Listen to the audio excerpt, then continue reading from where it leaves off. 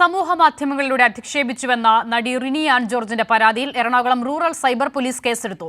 രാഹുൽ ഈശ്വർ, ഷാജൻ സ്കറിയ ഉൾപ്പെടെയുള്ളവർക്കെതിരെയാണ് ജാമ്യമില്ലാ വകുപ്പുകൾ പ്രകാരം കേസെടുത്തത്. ജനപ്രതിനിധിയായ യുവനേതാവിൽ നിന്ന് മോശം അനുഭവമുണ്ടായെന്ന് വെളിപ്പെടുത്തിയതിനെ തുടർന്ന് നടി റിനി ആൻ ജോർജിനെതിരെ സൈബർ ആക്രമണം രൂക്ഷമായിരുന്നു.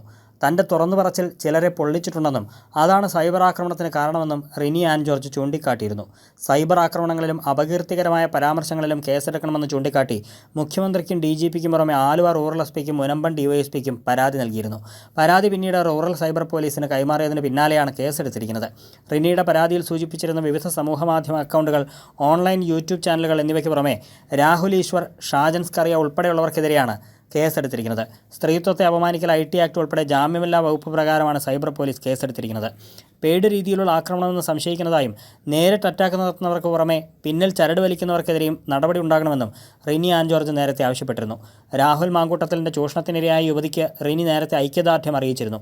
അതിജീവിതയായ പെൺകുട്ടിയോട് ധൈര്യമായി പുറത്തുവരാനും ഉണ്ടായ വേദനകൾ തുറന്നു പറയാനുമാണ് റിനി ജോർജ് തൻ്റെ ഇൻസ്റ്റഗ്രാം പോസ്റ്റിലൂടെ ആവശ്യപ്പെട്ടത്. കരയേണ്ടതും ഒറ്റപ്പെടേണ്ടതും വേട്ടക്കാരനാണെന്നും വേട്ടപ്പട്ടികൾ കുരയ്ക്കുന്നത് കാര്യമാക്കേണ്ടതും റിനി ഇൻസ്റ്റഗ്രാമിൽ കുറിച്ചിരുന്നു. കൈരളി ന്യൂസ്, കൊച്ചി.